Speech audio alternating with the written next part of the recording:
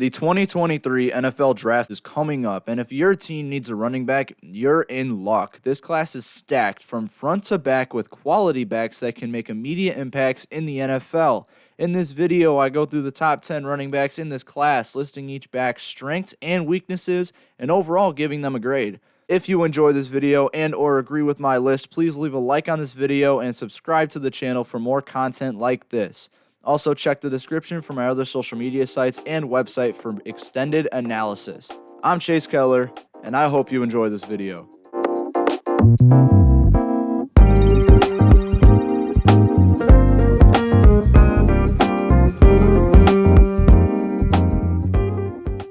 I'm already going a little bold with number 10, selecting Auburn prospect Tank Bixby here. Coming in as a top running back in the class of 2020, he committed to Auburn and made an immediate impact as a starter, posting at least 830 rushing yards in all 3 seasons there. He came into the 2022 season with high expectations and great draft stock, but after this season, his stock dropped for me. Overall, Bixby didn't bring anything too impressive for me to look at. I was expecting a nice tape with fair athleticism and nice powerful tools, especially with the red zone productivity that I noticed from the stat sheets. But instead, while a nice back, I just saw a single threat back with not a lot of tools to work with. These tools are great for the league, though. The most important trait in running backs to me is vision, and while I wasn't wowed by it, it can get by at the next level. His athleticism was a little all over the place, but I adored his acceleration, quickly sprinting to top speed, especially in the open field. His IQ is okay, and he's overall a very solid college back. In terms of physicals, he does have a nice frame standing at 6 foot 213, which translates well to the NFL. The average back is around 5'10", 5'11", and with the amount of average backs in this class, Bixby may stand out. With his size, though, he is surprisingly more on the elusive side of things, breaking tackles primarily due to his quick lateral cuts. On the downside, Bixby may not be a 3-down back. With his quickness and elusiveness, you may think he attracts a lot of volume in the receiving game, whether it be screens or wheel routes. But with the combination of a slowly developing route tree, a small range of reception, and a shockingly low top-geared speed, he is not a productive receiving back. The top-gear speed will also be an issue if he cannot raise his physicality and utilize his size more towards power moves like stiff arms and trucks. All in all, Bixby is a solid back, but nothing popped out to me as elite in terms of translating to the next level. He does hold a good amount of worthy traits, but his attractive elusiveness and acceleration is not met with great speed or physicality. Bixby earns a C grade for me, which is a day 3 grade, more 4th round. Coming in at number 9 is Illinois running back Chase Brown, a small yet competitive back. A former 3-star recruit, Illinois got a productive one who led all of Big Ten in rushing yards in 2022. In a recruiting sense, Brown has very high ups and very low downs. He could be a consistent starting back, or he could just last a couple of seasons. His potential starts with a significant advantage as his dual threat abilities elevate him to be a productive and reliable 3-down back. Emphasize the reliability, as Brown saw 74% of the running backs' rushes, 77.3% of the yards, and 83.3% of the touchdowns when running the ball in that Illini backfield. Brown also saw the 5th most receptions on the team behind 4 wide receivers and the 2nd most receiving touchdowns behind lead wideout Isaiah Williams. On the ground, Brown showcases a lot of explosiveness and elusiveness as soon as he receives the handoff. He uses the acceleration to provide enough power to at least bowl past the first line of defense on 3rd and short, and when receiving outside handoffs on 1st and long situations, he can extend out past the containing linebackers using speed and quick cuts to battle for a quick first down. You won't see a bunch of inside runs on 1st and 2nd downs for Brown, as he's most effective in the open field. His potential deteriorates when his size is brought to the table. He stands at an average 5'11", 205, but he struggles to use that size to his advantage. Being an average-sized back, he has the potential to power through opposing defenders along with squeeze through small gaps, yet he holds the same skill set on every rush and struggles to use his size to his full potential. Speaking of, he is not particularly powerful and strong in the backfield, hence the reason why he rarely sees inside runs on early downs. The physicality also affects his blocking ability, as he is a somewhat poor blocker who may not be reliable on long passing downs. As a prospect, Brown has a good amount of upside, but because he is a running back, the upside isn't the most important thing to look at. Instead, he is a nice prospect who will impact the next team positively if used correctly. Brown gets a C+ grade, which is marked as a mid to late 3rd round pick. At number 8, I have the first of two Texas backs on this list with Roshan Johnson, a good recruit out of high school. He was outplayed by back Bijon Robinson as a sophomore, but he continued on with Texas and showed shades of a great prospect. He's not quite on that great level right now, but he still has nice tools to give NFL franchises. Johnson is 6'2", 223, and he uses his strength to power forward for key yards after contact. Along with the strength, he has great speed for his size. Johnson is attending the Combine this year and will be working out on Sunday, March 5th, and I'm expecting a 4.35 to 4.440 at that time. With his speed and overall athleticism, he can make a big impact early on with any franchise. Something about those Texas backs with reaction time as well. Bijan Robinson has the best reaction time in this class, and Johnson's is elite as well. He doesn't meet the blitzing defenders early, he gets out of the way. His tendency to correctly predict the next move of a defender is great as well. On the downside, though, his size does not translate to great blocking. He is intimidating, but he runs more athletically than physically, and the blocking continues through that trend. He's good at pushing edge defenders off track, but he's awful at meeting these defenders head on. Just like Robinson, except worse. Robinson's athleticism also translates to disappointing elusiveness, and while his vision is great, it will not matter with his lack of quick and predictable maneuvers. This typically translates to poor production at the next level with athletic backs, if he could fix his pad level, including using his legs more to have quicker moves. Overall, Robinson brings a solid set to the table, but with the floor so low, teams may not want to pull the trigger on him. If he could fix his rushing instincts, he may be a 3-down starting back in the NFL. My grade for Johnson is a C+, translating to a mid to late third-round pick. Number 7 is a high school prospect that I personally hated, and that's Zack Evans from Ole Miss. This man could not pick a college, and after several commitments, he ended up going to TCU, where he played 2 seasons before transferring to Ole Miss for 1. Now, don't get me wrong, Evans was a fantastic college prospect, and while he wasn't as successful as imagined at the next level, he is still very talented. It starts with Evans' explosiveness immediately after receiving the handoff. If he can run behind a great zone blocking line like the Falcons or the 49ers, he will have a field day with opposing defenses and make his way to the third line like it's nothing. Even if the holes fog up during his carry, he runs with immense amounts of grit, tumbling through closed gaps and fighting for extra yardage. That was my favorite part about his game, that confidence and grit that he holds to always fight through the end of the play. Adding on to that, once he moves past the first and second lines of defense, he thrives through speed changes and overall acceleration to make his way past the third line. His open field tendencies are fantastic, and they are reminiscent of a CeeDee Lamb if he played running back. On the downside, though, Evans is extremely scheme-specific, and he will only work through zone schemes. If he happens to fall behind a great all-around line like the Eagles or Browns, that would be nice, but a team like the Bucs or Cowboys, who have solid offensive lines but don't run a zone scheme, he may not work as a great back. As I mentioned earlier, the Falcons and the 49ers would be great fits for Evans. Outside of scheme and back to traits, he lacks east-to-west lateral movements, and his overall elusiveness could improve. He is elite at north to south, not so elite at east to west, which will be costly at the next level. He also holds poor blocking techniques, especially in the pass, and he may be better off straying away from being a full-time back. Again, the 49ers would be great as they specialize in several backs to impact the offense. As an overall prospect, though, Evans is still appealing. The impact of running backs have gone down in recent years, but teams that still run through the backfield, especially his great fits, will bring the best out of Evans. I would expect the Falcons, Seahawks, or maybe even the Bears to pull the trigger on day 2 on Zack Evans. He gets a B- grade from me, translating to late second to early third round talent. Coming in at number 6 is Syracuse back Sean Tucker, another very solid back in this class. He did play 3 productive years with the Orange, including a 1,700 total yard season in 2021. His production did take a hit in 2022, but he still went over 1,200 total yards and 13 touchdowns. There are a lot of people who still see Tucker as only a college back, but he definitely holds a lot of attributes that can easily translate to the next level.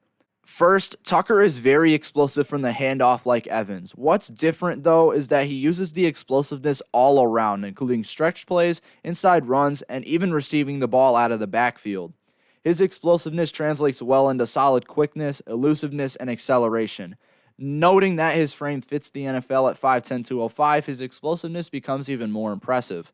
As a direct result of his athleticism, he has great long play ability, as I consistently saw quick first down plays and even long explosive runs. Even though Tucker's top speed is a bit concerning, he still went yards several times on these long runs. Going yard consistently is an issue for him, though. With the volume he received in Syracuse's offense, he saw a touchdown once every 22 attempts in college, but that did improve to once every 18 to 19 in 2022. Nonetheless, with his size and low speed, teams may want to avoid him if he can't produce in the red zone. Surprisingly as well, Tucker's vision is just okay, and it's in the middle of that bridge from college to the NFL.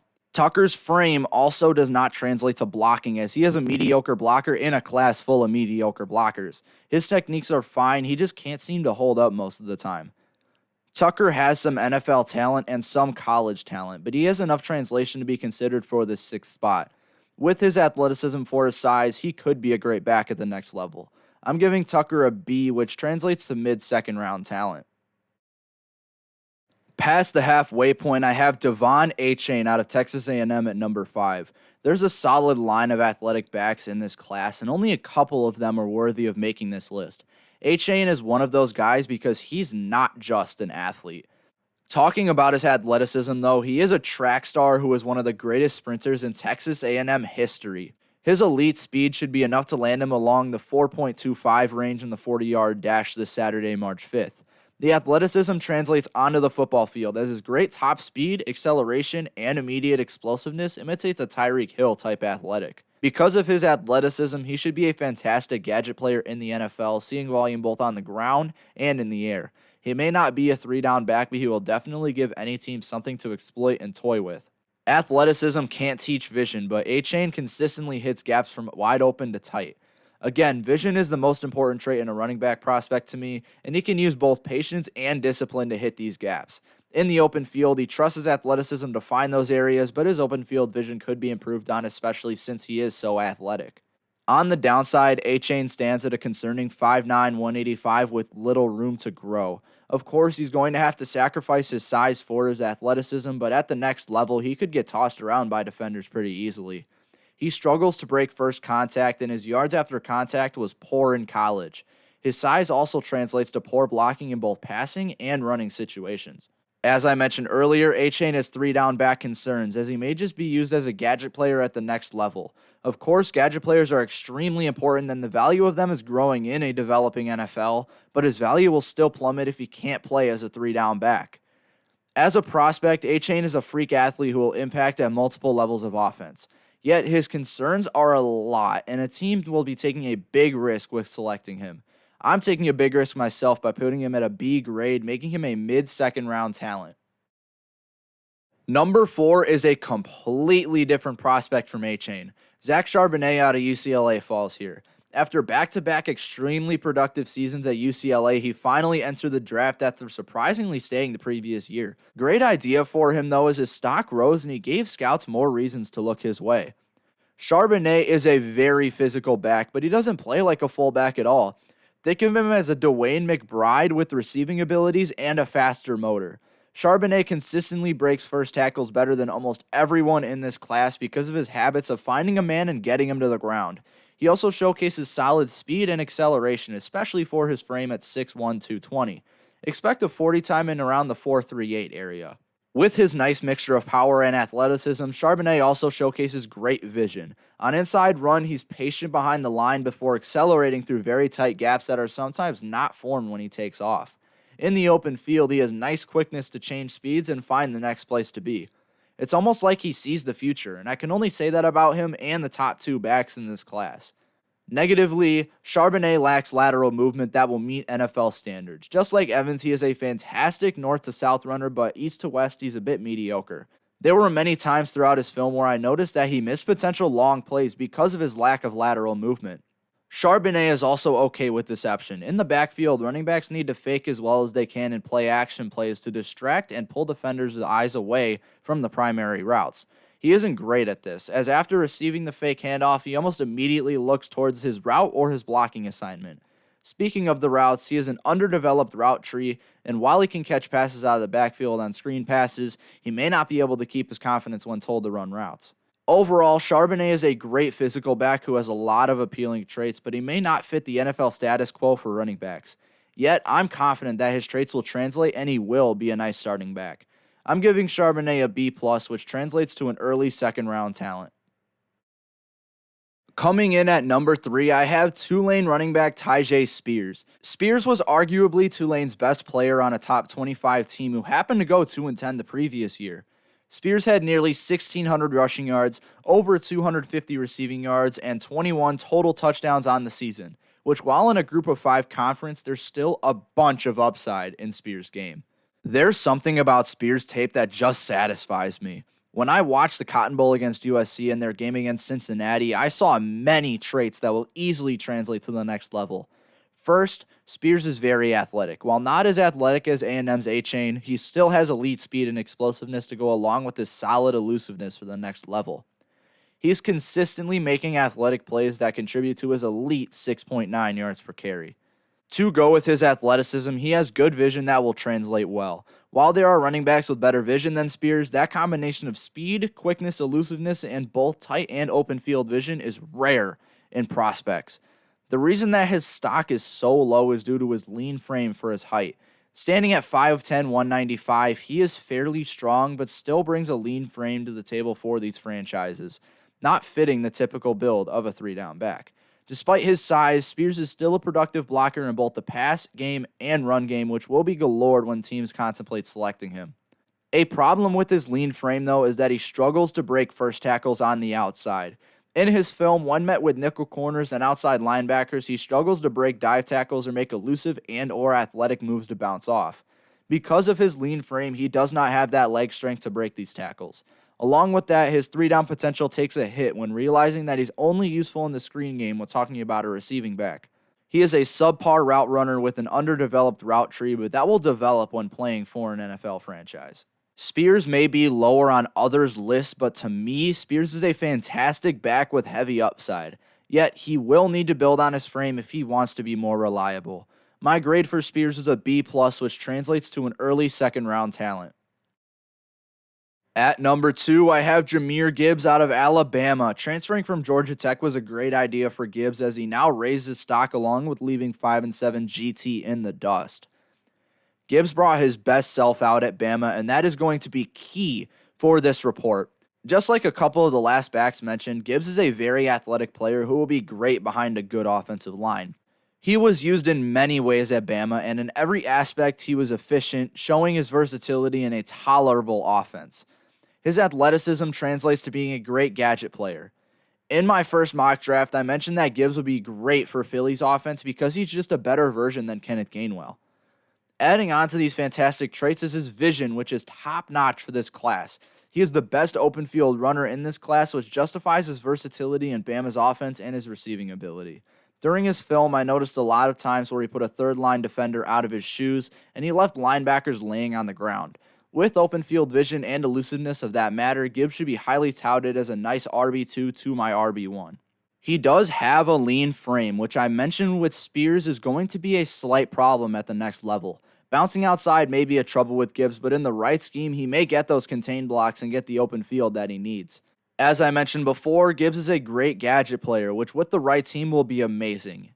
Yet, that shows he may not have the ability to act as a team's lead 3-down back due to his size and strength. Gibbs is a good all-around back, but not a long-term guy at the moment. He also struggles with pass blocking, which also hits his ability to work as a 3-down guy. This takes a big hit to his upside, which is not the highest. Currently, Gibbs is very talented, but without heavy upside, he won't be too highly sought out as an RB1 prospect. Yet, he's still an appealing prospect due to his athleticism and vision. I have Gibbs as the highest B+ possible, translating to an early second-round talent. The obvious number 1 in this class is Texas running back Bijon Robinson, who is the epitome of basically everything in this running back class. I have already made a scouting report on Robinson, which is linked in the description as shown in a card. I've already made a scouting report on Bijon Robinson, which is linked in the description and shown in a card above, but I'll still give you a quick rundown. Robinson is a fantastic all-around prospect who has very high highs and a floor that's as high as it can be for a running back. His vision is the best in this class. He constantly finds gaps and predicts holes that will form after his cut. In the open field, he finds perfect places to run as well. Add that onto the fact that he can form his own gaps, and you have an elite running back. Robinson is also very explosive and elusive, especially for his size. He has a large family of lateral moves, he can slow and accelerate at elite rates, and he is overall a very athletic back. He is also going to be an immediate impact in the league, as he is a 3-down back with elite rushing abilities and up to par receiving abilities. The problem with Robinson is his inconsistency to break the first tackle, especially on stretch plays. He can run anywhere on the field, but if he can't break past that first tackle at the next level, he won't be good at all. Overall, Robinson is an elite running back prospect and the best since Saquon Barkley. I'm expecting a huge season out of him immediately, but I can't predict longevity. I hope he performs above expectations personally. I'm giving Robinson an A grade, translating to an early to mid first round pick. Thank you guys so much for watching this video. What did you agree with? What did you disagree with? Let me know in the comments and I will reply to your comment. If you enjoyed this video, please make sure to leave a like on this video and subscribe to the channel for more content like this. I'm Chase Keller from Chase Keller Journalism, and thank you guys for choosing this channel as your source of sports coverage. I'll see you guys in the next one.